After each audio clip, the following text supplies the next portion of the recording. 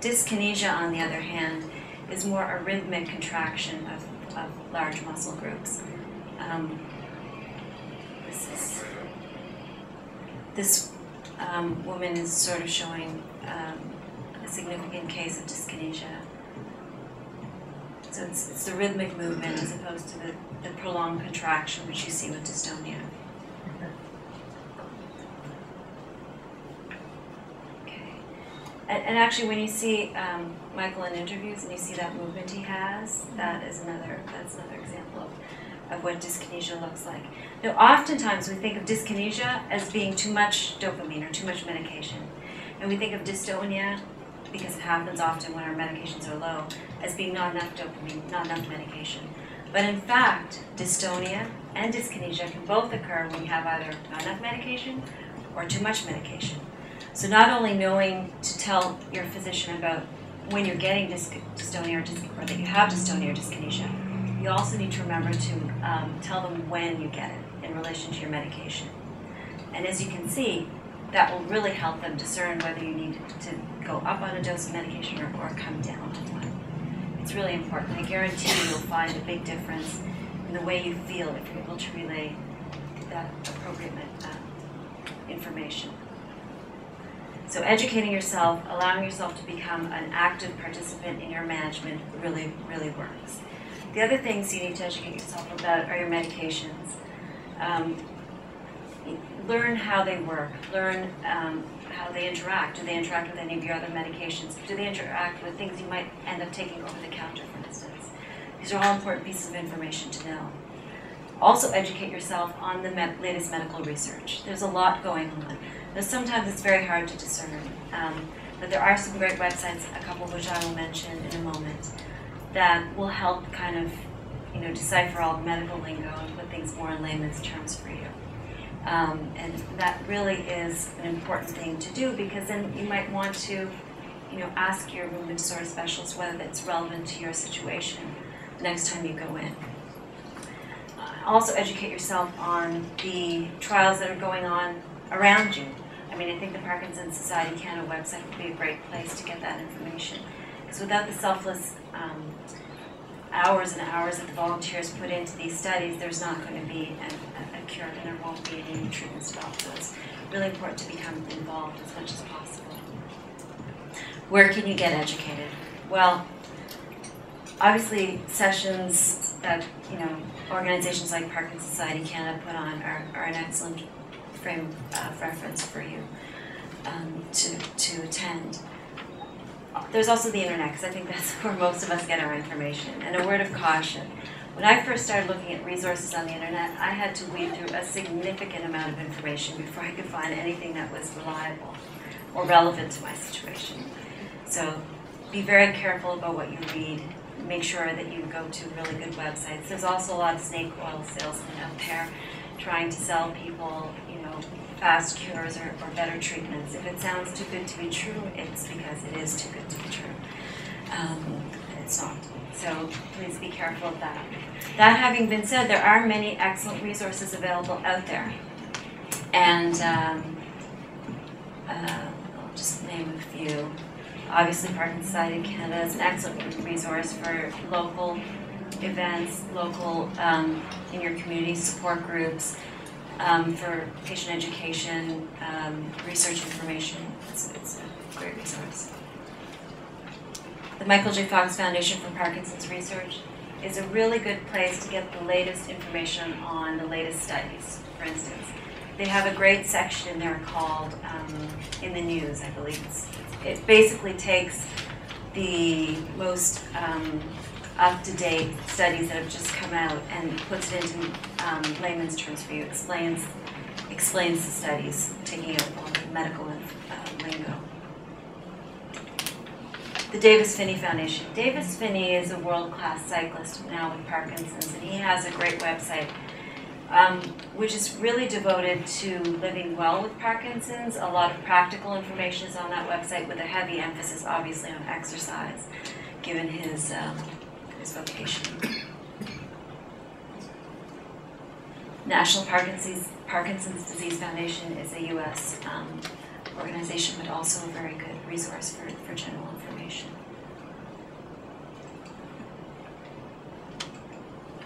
And the Brian Grant Foundation. As he mentioned it earlier, that I work with Brian Grant Foundation as an advisor for this new website that for everyone, the members of the team may be different. Brian Grant is what your age and stage, retired NBA player. But in every case, remember that you are head of that team. So definitely retired NBA player who was diagnosed with young onset Parkinson's. And before I go on to Parkinson's disease specifically, I have to put a plug. And his website, PowerInformed, I'm not just doing that, is primarily devoted to. I'm doing this also newly diagnosed patients, their families and caregivers in terms of giving them information. You have to optimize your constantly being just because you have Parkinson's. Unfortunately, lots of great information, a lot of video for. I'm sure that there are people here that can attest to something. So keep up with your physical exams, keep up with your routine blood work, with your mammograms or prostate exams, whatever the case may be. Because in order to live well with Parkinson's, you just need to take a few questions. And I plug my family again. Movement disorder specialist. Luckily, we live in Canada, and we do have access to universal health care. It's a bit slow at times when we do have access to it. Even more so, we live in a large urban center or surrounding areas.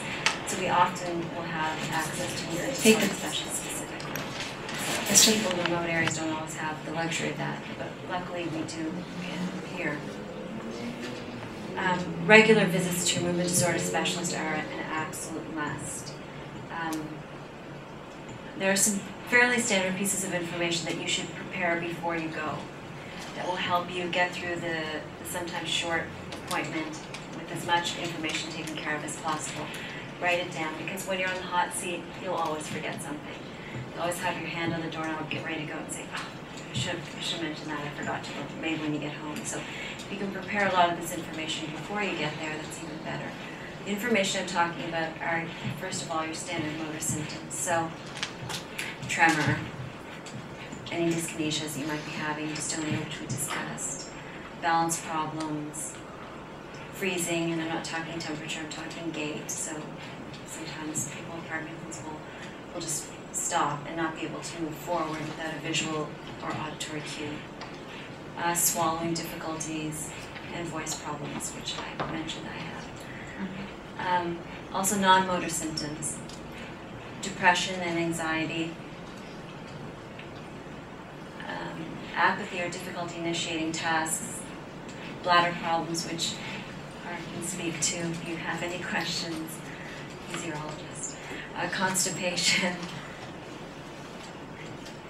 cognitive or memory problems, drooling, fatigue, loss of appetite, sleep problems, which is huge, and sexual dysfunction. These are all sort of the non-motor symptoms which your movement disorder specialist needs to know about. He or she also needs to know about on and off fluctuations. That's the period of time where things are working well and you can move well, versus periods of time when things are not working so well. And also medication. Know the name, dosage, number of pills, and number of times per day that you're taking your medication. Either write it down or take the bottles in with you. Please, my pet peeve. Please don't go in and say the yellow pill, the white pill, the brown pill. Please. Because there are many yellow pills, there are many white pills, and lots of brown pills. And it depends on whether it's brand name versus generic. It becomes very complicated. And don't depend on your physician to have everything written down legibly. Really. So it's best. I've seen decisions that have been made based on wrong information. I wouldn't want that to happen to anybody. So definitely take your pills in if you don't want to write them down.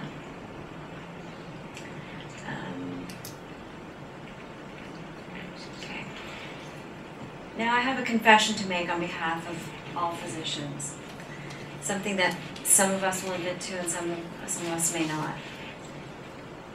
We are good at treating symptoms, but we don't always treat the whole patient. So it is a positive outcome if I make sure that I reduce your tremor. But is it actually a success if by reducing your tremor I give you other symptoms in terms of side effects? Is it a success if I reduce your tremor, but I don't pay attention to the other actually most bothersome symptom, maybe constipation, maybe depression, maybe anxiety? Is that a true success? I don't think it is. I think a success is improving a person's quality of life, improving their work relationships, their interpersonal relationships, their social life, the way they function on a daily basis. It's all about quality of life. And that varies from person to person. What may improve my quality of life may not be the same thing that improves yours. For instance, when I was working in urgent care, if I could get an extra 30 minutes of trauma-free time so I could take out the sutures or give a child an injection, I would put up with the side effects. That, for me, was improving my quality of life at work. But now that I'm off, I wouldn't necessarily do that, and I haven't done that. Maybe for someone else that doesn't work, it's more the depression issue that's affecting their social life, or constipation that, when resolved, would improve somebody's daily life. It's all about quality of life, and I think for that reason, what you need to also take to movement disorder specialists is information about that. What's your overall impression about how you are living? What's your quality of life? What aspects of your life does your Parkinson's affect? Daily living, occupational, recreational, interpersonal relationships. This is all very important if you want to live well with Parkinson's. And there are things that can be done, either medication-wise or counseling-wise. I mean, there are things that can be done to help improve your day-to-day existence.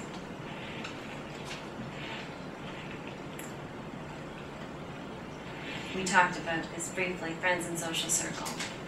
As I said before, we're not islands unto ourselves. We need our social circle. Don't ignore that aspect, and they can be valuable members of your support team, either just to distract yourself from the stress that we face on a daily basis, or as a genuine support when you're having difficult times. As I mentioned before, I didn't tell my friends for a very long time, and afterwards, once I was able to disclose it to them, I had to accept it myself before I could get to that point. But once I did get to that point and disclose that information, a huge burden was lifted from me. I didn't have to go to social events and kind of contort my body anymore to try and hide my tremor, or have my husband, get my food from the buffet and cut my food up for me so that I didn't have to fumble with a fork and knife. That used to take a lot of energy, and a lot of time and a lot of worry. And being free of that by disclosing it to my social circle has made a tremendous difference.